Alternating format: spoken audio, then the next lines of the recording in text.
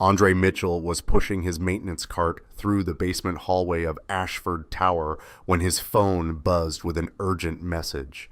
The school nurse's words made his stomach drop instantly. Maya's fever had spiked to 102 degrees, and he needed to come immediately.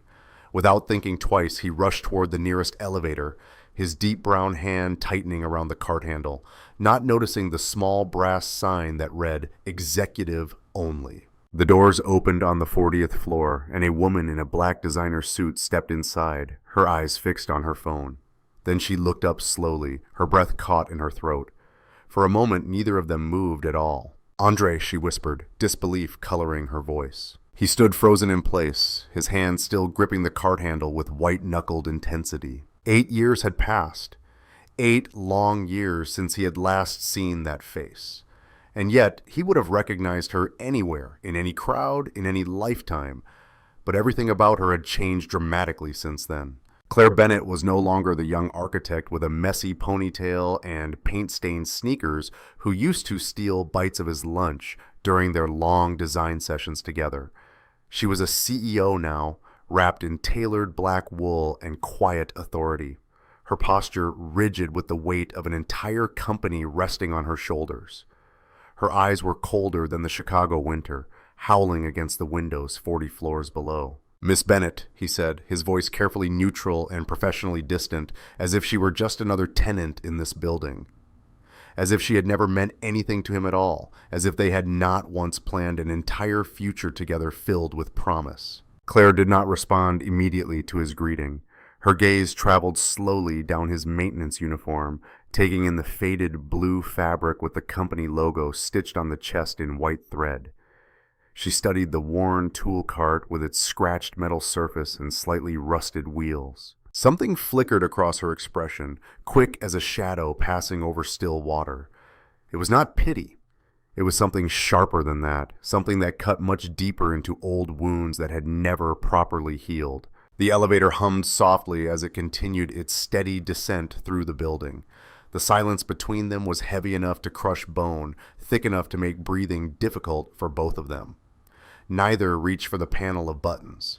Neither pretended to check their phones for messages. They simply stood there in that confined space. Two people who had once shared absolutely everything, now separated by 8 years and a gulf of unspoken words that stretched wider than any ocean. His phone buzzed again, breaking the tense silence between them.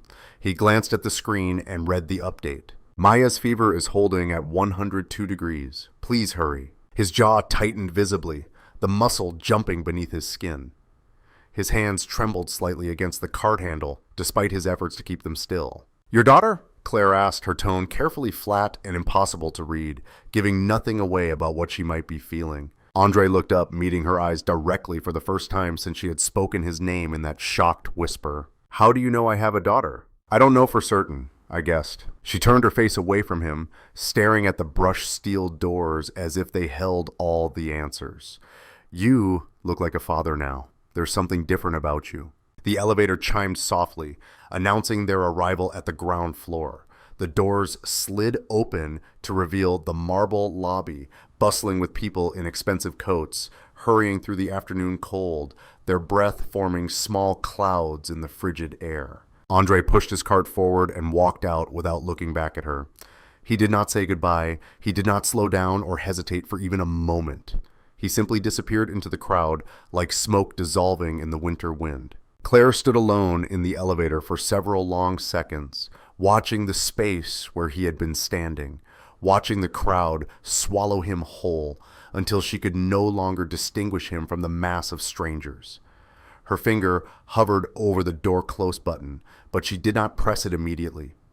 Only when he was completely and utterly gone did she finally press the button with a trembling hand. The door slid shut with a soft hiss. In the sudden silence of the ascending elevator, she realized her hands were shaking uncontrollably. Andre ran through the school parking lot, his work boots pounding against wet asphalt, still dark from the morning rain. His breath came in sharp white clouds that dissipated quickly in the cold air. The nurse's office smelled like antiseptic and old textbooks, and the particular staleness of rooms where sick children waited anxiously to feel better. Maya sat on a plastic chair against the wall, her small legs dangling above the floor, her warm brown cheeks flushed with fever, her large hazel green eyes finding him the instant he appeared in the doorway.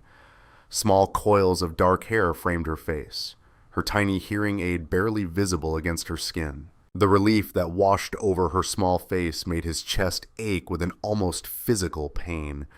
She signed quickly, her small fingers moving through the air with the fluency of a native language she had learned before she could even speak. "Daddy, I waited for you. I knew you would come." Andre dropped to his knees on the cold linoleum floor and pulled her into his arms, holding her tight against his chest.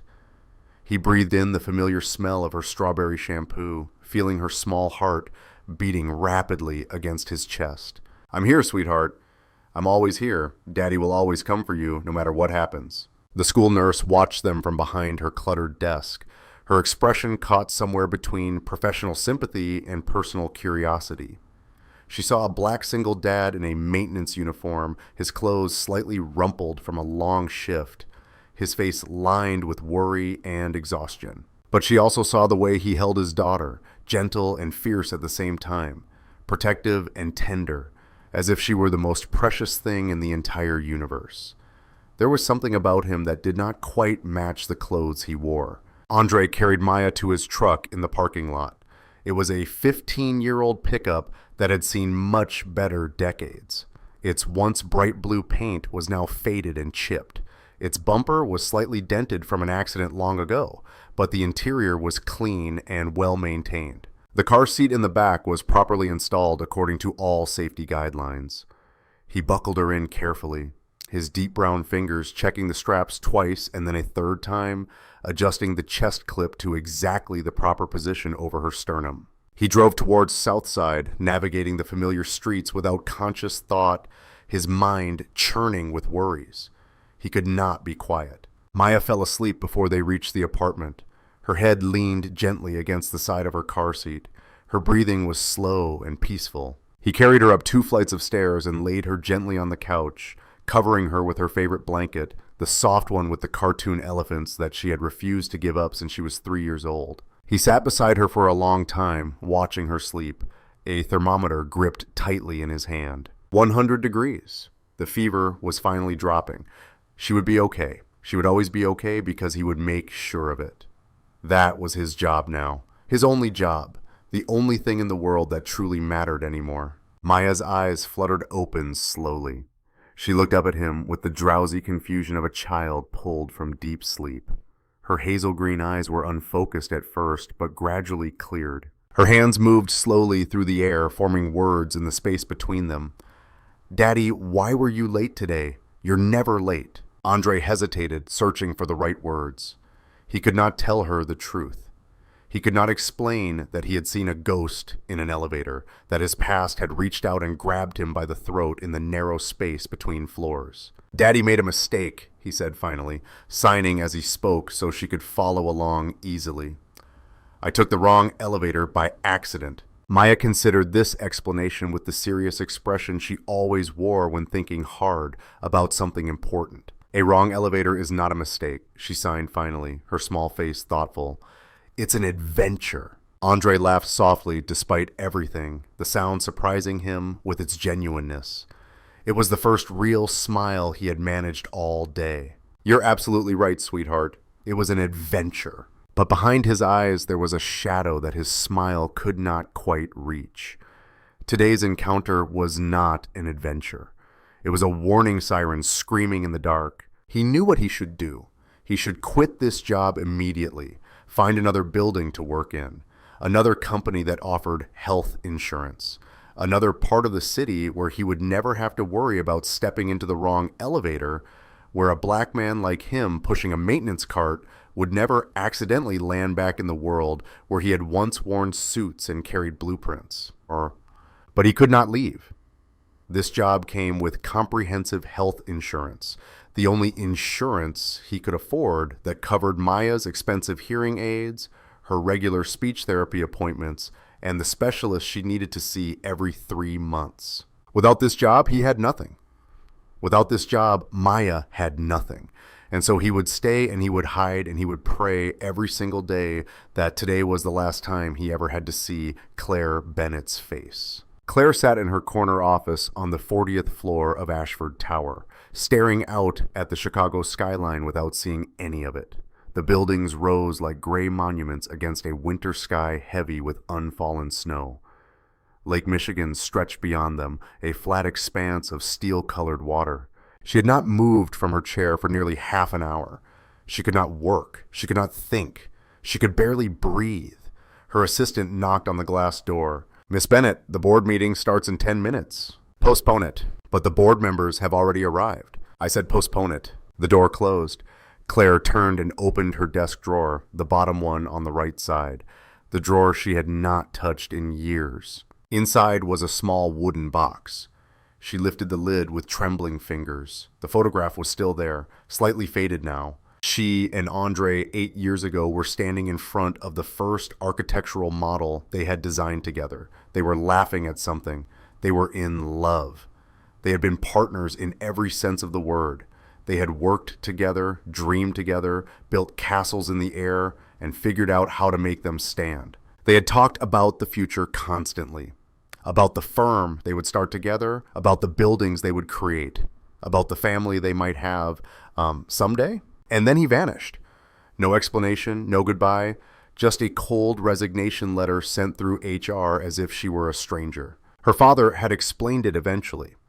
Richard Caldwell said Andre had sold their designs to a competitor, that he had been a corporate spy, using his position and his relationship with her to access proprietary information. Everything they had shared had been a lie. Clare opened her laptop and logged into the HR system. Andre Mitchell from the maintenance department was hired 3 months ago. She stared at the screen. Address in Southside. Emergency contact, Maya Mitchell, daughter, 3 months. He had been here 3 months and she had not known. Or had she chosen not to know? She remembered 3 months ago when HR submitted the new hire list. She had seen Andre Mitchell and felt her heart stop, but she had not let herself pause. She had scrolled past, approved the list, and closed the document. She had chosen blindness because seeing him would mean facing questions she had buried for 8 years. Questions about why a man who supposedly betrayed everything would simply disappear without fighting. Questions about why his resignation letter felt so wrong. Questions about what had really happened. In the apartment on Southside, evening had settled in. Maya sat on the couch watching cartoons with subtitles while Andre made dinner. Tomato soup and grilled cheese, crust cut off just the way she liked. He sat beside her and checked her forehead. Cooler now. The fever was almost gone, and Maya sighed without looking away from the television. "Daddy, will you be late again tomorrow?" "No, sweetheart, Daddy will be on time." She turned to look at him with an intensity that sometimes startled him. She was only 6, but she noticed things that other children her age did not. "You look sad," she signed. "I'm not sad, just tired." "Tired and sad are different. You're both." Andre pulled her close and kissed the top of her curls. "Maybe a little sad, but being with you makes it better. Then I'll stay with you forever so you're never sad again." He smiled, but his eyes burned with tears he would not let fall. "That's a deal, sweetheart." 2 weeks passed slowly. Andre restructured his entire existence around careful avoidance. He memorized Claire's schedule by studying the building's internal calendars. He knew exactly when she arrived and when she left, which elevator she used and which hallways she walked. He took the service elevator exclusively, switched to early morning shifts, and ate lunch in the maintenance closet. He became a ghost in a building where he had once been a rising star, the only black architect in most rooms and now invisible in the background. But Maya knew nothing about his strategies. She was 6 years old, endlessly curious, and completely unaware that her father was running from his past. The day started like any other winter morning. The school called at 7. The heating system had malfunctioned. All students should stay home. Andre had no babysitter, no family in the city, no backup plan. He had no choice but to bring Maya to work. He set her up in the employee break room with coloring books and her iPad. "Daddy will be back in 1 hour. Stay here. Don't go anywhere." Maya nodded, but her eyes had already found the elevator lights visible through the glass door. 30 minutes later, she was bored. The coloring books were finished. The cartoons had ended. The elevator lights were so interesting. Surely it would be okay to just look around. She slipped out and padded down the hallway. The elevator doors opened as if waiting for her. She pressed a button at random. The doors opened on the floor that looked different. The carpet was softer, the walls had paintings, everything smelled like flowers and expensive things. A woman stepped out of a door down the hallway carrying a takeout container, looking exhausted. Maya recognized her immediately, the flower lady from before. She waved and signed, "Hello." Claire stopped. She looked at the child with deep brown skin, tight dark curls pulled into a puff, hazel green eyes, and a tiny hearing aid behind her ear. Those eyes exactly like Andre's.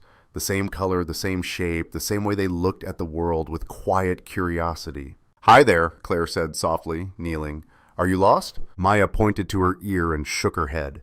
She had not heard the question clearly. Claire understood. She spoke slowly and carefully, making sure Maya could read her lips. "Where is your daddy?" Maya pointed towards the elevator, then down. Claire could not stop looking at this child who carried Andre's features so clearly. "What's your name?" Maya spelled it in sign language. "Maya A." Claire smiled, the first genuine smile in weeks. "That's a beautiful name." Footsteps pounded down the hallway. Andre appeared, breathing hard, panic on his face. "Maya, Daddy told you to stay." He stopped when he saw Claire. Maya signed excitedly. "Daddy, this lady is nice. She smells like flowers." Andre took Maya's hand and pulled her close. "Sorry to bother you, Miss Bennett. It won't happen again."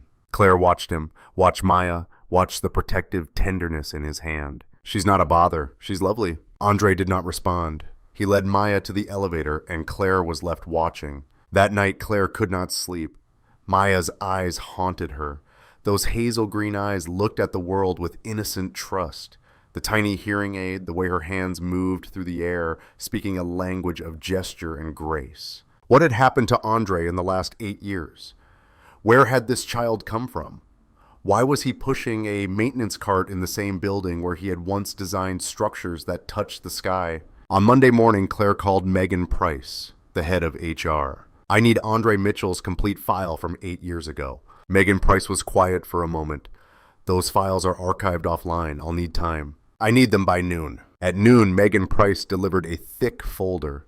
Claire opened it with trembling hands. Andre Mitchell, 8 years ago. Lead architect, high salary, excellent reviews, and considered the rising star of the company.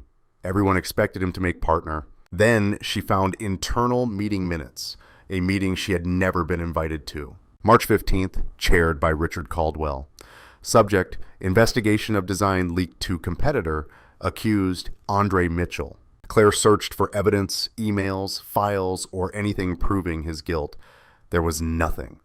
Just a handwritten note from her father. Resolved internally. Mitchell resigned. She kept reading. A memo from accounting. Severance package $0. Health insurance was terminated immediately. Blacklisted from the industry. That was not how you treated someone who resigned voluntarily. That was how you destroyed someone completely. Claire called her father. "Dad, I need to ask you about Andre Mitchell." Silence on the line. "That was a long time ago, Claire. Why bring it up?" "Because he's back. He works in this building." "Fire him." "I'm asking why he left." "What really happened?" "He betrayed us. That's all you need to know." "That's not an answer." Richard sighed heavily. "Claire, you were young and in love. You didn't see clearly. I protected you. I protected this company. Let it go." The line went dead. Claire stared at the file, resolved internally. She did not believe her father anymore. The bar on the south side was the kind of place where men drank in peace after long shifts. Andre sat in a corner booth, peeling the label off a beer bottle, his eyes fixed on nothing. Derek Mills, his co-worker from the maintenance team, slid into the seat across from him. "You look like hell. What's eating you?" Andre did not answer immediately. "Have you ever done something you knew was right and lost everything because of it?" Derek Mills raised an eyebrow. "That sounds like a story." Andre told him. For the first time in 8 years, he told someone the complete truth. It started with a routine inspection. 8 years ago, Andre had been reviewing Riverside Housing, a low-income residential project.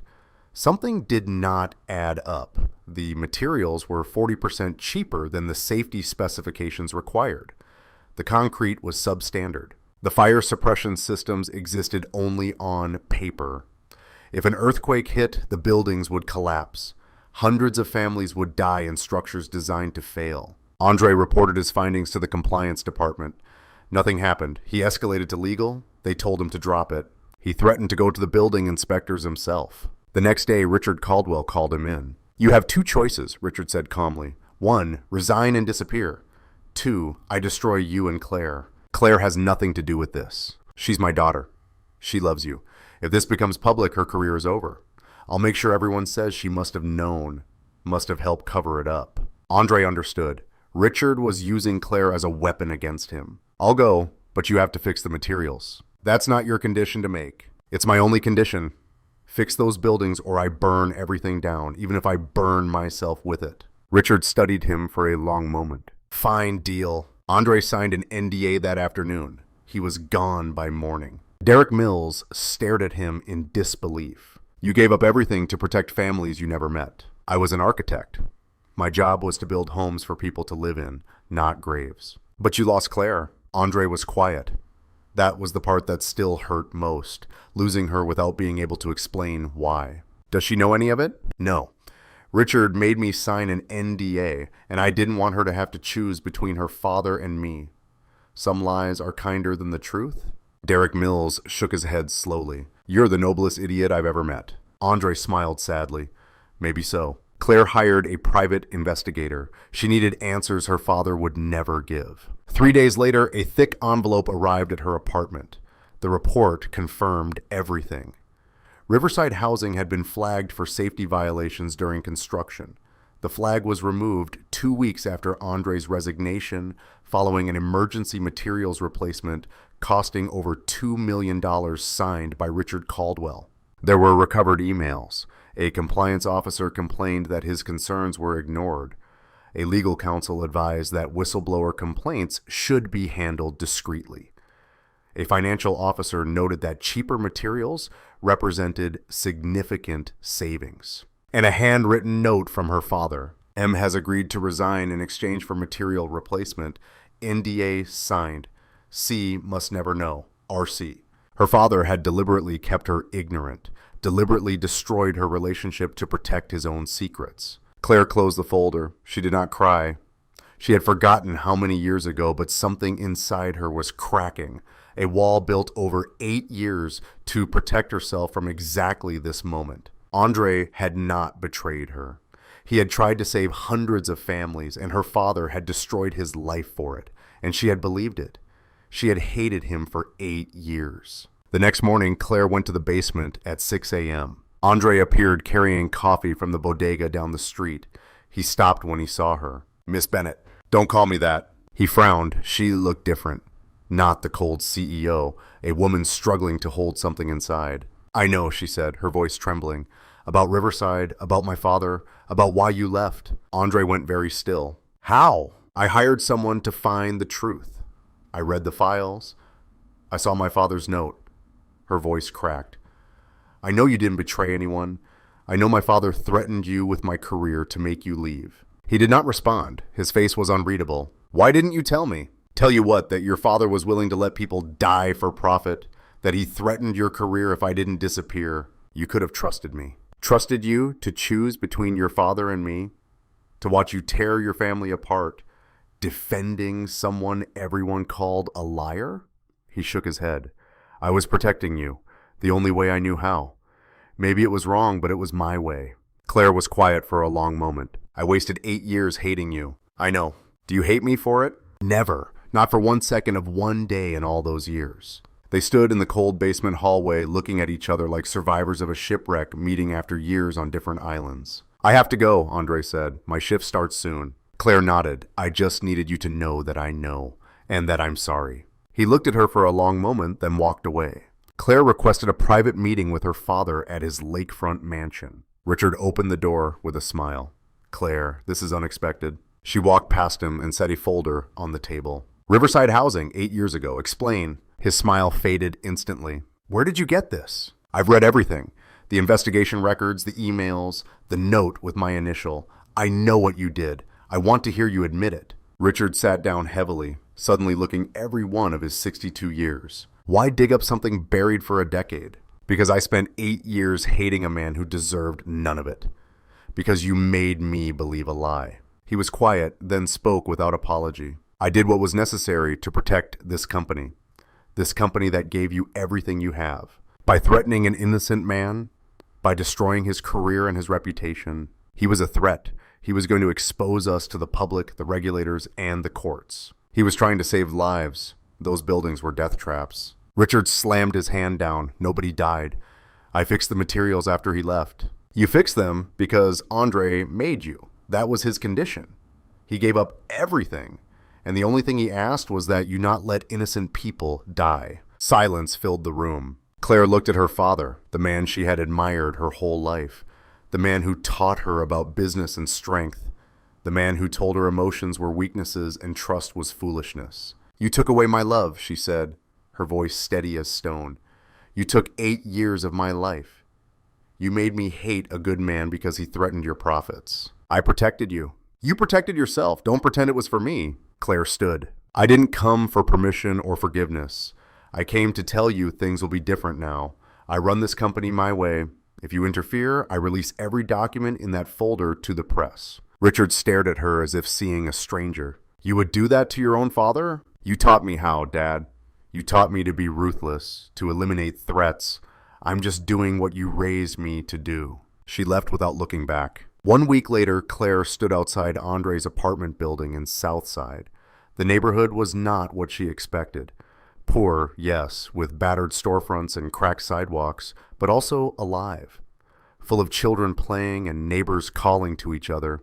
A real community, the kind of place where a black single dad and his daughter could at least feel seen. She climbed the stairs and stood outside apartment 2B for 5 minutes before she finally knocked. Andre opened the door. Behind him, Maya sat on the floor, surrounded by colorful blocks, building something elaborate. You shouldn't be here, he said. I know, but I needed to see you. He studied her face for a long moment, then stepped aside. The apartment was small but warm. Every wall was covered with Maya's artwork, bright houses, smiling suns, families holding hands. On a side table sat a framed photo of a beautiful black family, Andre in a suit, a much younger Maya on his hip, his mother standing proudly between them. She draws beautifully, Claire said. She wants to be an architect, like her dad used to be. Claire turned to face him. I confronted my father. I told him I know everything. I told him I'll release the evidence if he tries to stop me. How did he take that? About as well as you'd expect. Maya looked up and recognized Claire. She waved and signed rapidly. She wants to know if you want to see what she's building, Andre translated. The tallest building in the world. Claire knelt beside Maya. That's amazing. You're a very talented architect. Maya signed something else. She says you can help. She needs someone to hold the base while she adds the top. Claire took off her expensive coat and sat on the floor. They built together for nearly an hour. When the tower collapsed, Maya laughed with pure delight.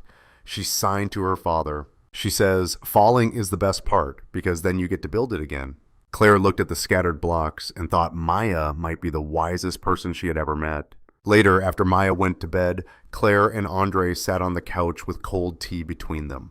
Where is Maya's mother? Claire asked. Andre's expression flickered. She left when Maya was diagnosed with hearing loss, said she couldn't handle it. Claire placed her hand over his gently. I don't need her, Andre said. Maya is everything. She needs more than just a father. She has a father who loves her more than life. That's enough. Claire smiled sadly. You're still the most stubborn person I've ever known. And you're still the hardest-headed. They sat in silence. Two people who had once known each other, completely learning to know each other again. I'm not asking for forgiveness, Claire said. I believed the lie too easily. I didn't fight for you. You believed your father. That's not a crime. It feels like one. Andre turned his hand over and interlaced his fingers with hers. I never stopped thinking about you. Not for a single day. Even when I was angry, even when I was hurt, there was always a part of me that hoped I would see you again. Claire felt tears prick her eyes. The first tears she had allowed herself in years. I told myself I hated you, but I was lying.